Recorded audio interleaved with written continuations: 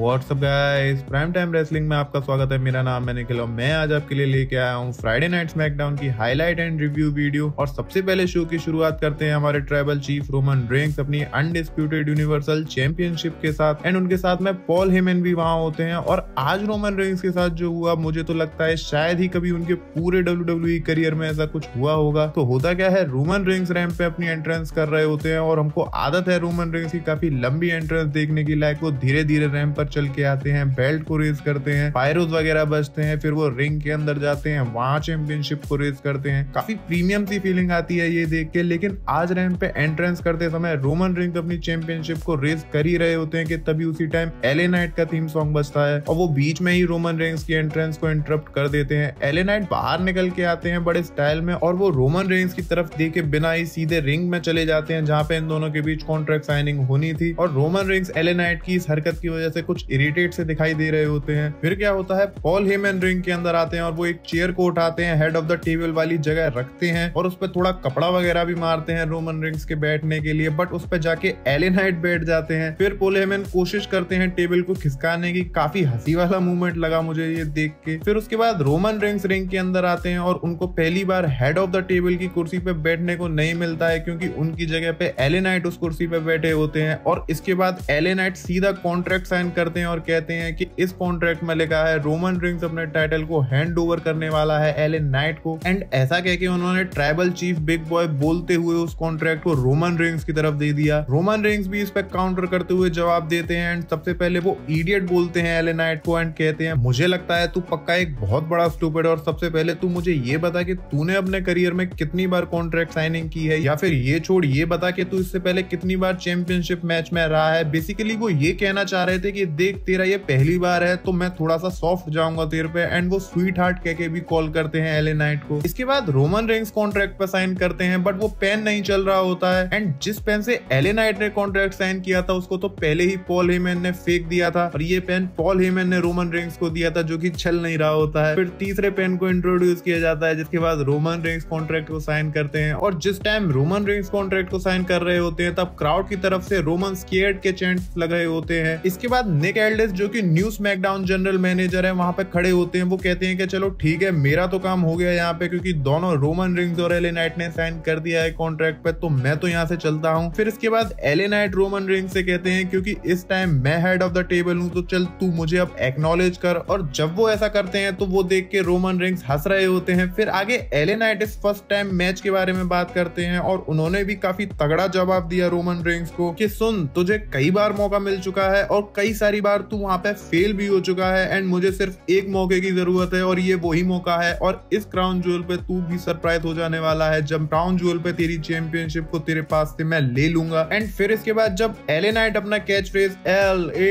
Night यह बोल रहे होते हैं कि तभी रोमन रेंस को गुस्सा आ जाता है और वो कॉन्ट्रैक्ट साइनिंग वाली टेबल को ही उठा के फेंक देते हैं एले नाइट की तरफ और उसके बाद वो एले नाइट को मारना शुरू कर देते हैं। रोमन रेंस काफी ज्यादा गुस्से में थे आज एले नाइट की हरकतों और बातों की वजह से। एंड फिर आगे रोमन रेंस रिंग साइड जाते हैं, टेबल निकालते हैं, उसको रिंग में सेटअप करते हैं और वो एले नाइट को उस पर पटकना चाह रहे थे लेकिन उससे पहले ही एले नाइट रिकवर कर जाते हैं। और इसके बाद एले नाइट कुछ करते रोमन रेंस के साथ उससे पहले यहाँ पे आ जाते हैं Roman Reigns cousin Jimmy Uso. उन्होंने वहां आके एले नाइट पे अटैक करना शुरू कर दिया जिससे कि रोमन रेंस को रिंग से बाहर निकलने का मौका मिल जाता है, लेकिन जिमी ऊसो एले नाइट के हाथों से नहीं बच पाते हैं और एले नाइट जिमी ऊसो को वहीं टेबल के ऊपर पटक देते हैं। तो आज ये बहुत मस्त शुरुआत हमें देखने को मिली स्मैकडाउन के शो पे से और ये कॉन्ट्रैक्ट साइनिंग का सेगमेंट को ओपनिंग में डालने का आइडिया भी मुझे काफी मस्त लगा। एंड एले नाइट को भी काफी स्ट्रॉन्ग दिखाया गया इस सेगमेंट में रोमन के अगेंस्ट, जो कि काफी जरूरी भी था उनके मोमेंटम के लिए क्राउन ज्वेल से पहले, जो कि देख के ऐसा लग भी रहा था कि वो एक काफी बड़ा थ्रेट बन सकते हैं रोमन रेंस की चैंपियनशिप के लिए। इसके बाद हमें देखने को मिलता है street profits versus Carlito and Santos Escobar का टैग टीम मैच। एंड इस मैच के अंदर पहले रे मिस्टीरियो सैंटोस एस्कोबार के साथ होने वाले थे बट कार्लिटो के इंसिस्ट करने के बाद रे मिस्टीरियो उनको इस मैच में कम्पीट करने का मौका दे देते हैं। एंड जब ये मैच चल रहा होता है तो बैक स्टेज रे मिस्टीरियो पे अटैक कर देते हैं लोगन पॉल, जिसकी वजह से कार्लिटो मैच के बीच में ही रे मिस्टीरियो को सेव करने के लिए निकल जाते हैं बैक स्टेज। एंड फिर क्या था, स्ट्रीट प्रॉफिट्स की टीम अपना टैग टीम फिनिशर लगा के इस मैच के अंदर विक्ट्री ले लेती है। नेक्स्ट हमको एक बैक स्टेज सेगमेंट देखने को मिलता है जहां रोमन रेंस बैठे होते हैं और उनके साथ पॉल हेमन भी होते हैं। एंड वहां पे एक चैंपियनशिप बेल्ट होती है जो कि एक कस्टम चैंपियनशिप है एंड रोमन रेंस जब पॉल हेमन से पूछते हैं कि ये किस लिए यहाँ पे है, तो पॉल हेमन उन्हें बताते हैं कि ये वही टाइटल है जिसके सबसे क्लोज एले नाइट आ सकता है, और वो दोनों इस बात के ऊपर हंस भी रहे होते हैं। जिमी ऊसो तभी वहां पे आ जाते हैं और सोफे पे लेट जाते हैं, जिसपे कि रोमन रेंस का रिएक्शन थोड़ा अजीब सा होता है। रोमन इसके बाद पूछते हैं जिमी ऊसो से कि तू अब तक कहाँ था, और वो ये भी कहते हैं कि आज मुझे एक मैच चाहिए जिमी ऊसो और एले नाइट का। जिमी ऊसो पहले तो इसे सुन के थोड़ी सी आनाकानी करते हैं, बट बाद में वो इस मैच के लिए मान जाते हैं। फिर रोमन रेंस पॉल हेमन को इस मैच को ऑफिशियल करवाने की बोलते हैं, और फिर इसके बाद रोमन के मुंह से हमें एले नाइट की तरह यह कैच फ्रेज सुनने को मिलता है, जिसपे कि जिमी ऊसो ने उन्हें यीट बोला, और जब उन्होंने ये बोला तो रोमन रेंस के चेहरे को देख के समझ आ रहा था कि उन्हें ये यीट शब्द बिल्कुल भी पसंद नहीं है। नेक्स्ट एक और चीज हमें बैक स्टेज से देखने को मिलती है, जहां लोगन पॉल जा रहे होते हैं और उनका एक फेस टू फेस होता है केविन ओवंस के साथ में। ये बस थोड़ी ही देर के लिए होता है, बट फिर उसके बाद वहां पे ग्रेसन वॉलर और ऑस्टिन थ्योरी भी आ जाते हैं, एंड ये आके ट्रैश टॉक कर रहे होते हैं केविन ओवंस के साथ में, जिसपे कि केविन ओवंस एक ही पंच में दोनों को एक साथ गिरा देते हैं। इसके बाद शो पे हमें शॉर्ट्सी ब्लैक हार्ट और चेल्सी ग्रीन का मैच दिखाया जाता है, एंड मैच के अंदर चेल्सी ग्रीन को काफी अच्छा मोमेंटम मिल रहा होता है, और ऐसा लग ही रहा होता है कि वो मैच जीत जाएंगी बड़ी आसानी से। बट लास्ट में पता नहीं क्या हुआ, शॉर्ट्सी ब्लैक हार्ट काउंटर करती हैं, और जब चेल्सी ग्रीन पिन कर ही रही होती हैं तो उल्टा शॉर्ट्सी उनको पिन करके मैच को जीत के वहां से निकल जाती हैं, और इस चीज से चेल्सी ग्रीन काफी ज्यादा टेंस्ड और सरप्राइज हो जाती हैं। आगे शो पे आते हैं हमारे favourite greatest of the all time John Cena, और वो रिंग के अंदर आते हैं और वो कहते हैं कि हमेशा ही जब वो इस अरीना में आते हैं तो उनके अंदर एक काफी एक्साइटमेंट और एनर्जी रहती है, बट आज कुछ अलग बात है और मेरी एनर्जी थोड़ी सी लो है, क्योंकि आज मैं थोड़ा सा सीरियस फील कर रहा हूँ, और सेम ऐसा मुझे 20 साल पहले लगा था जब ऑलमोस्ट मैं WWE में से फायर होने वाला था। एंड फिर इसके बाद वो बोलते हैं कि पिछले 20 साल में मैंने इस बिजनेस को अपना हार्ट एंड सोल दिया है, और WWE फैंस ने भी उनको काफी ज्यादा सपोर्ट भी दिखाया है इस चीज के लिए, जिसके लिए वो उनका थैंक यू भी करते हैं यहाँ पे।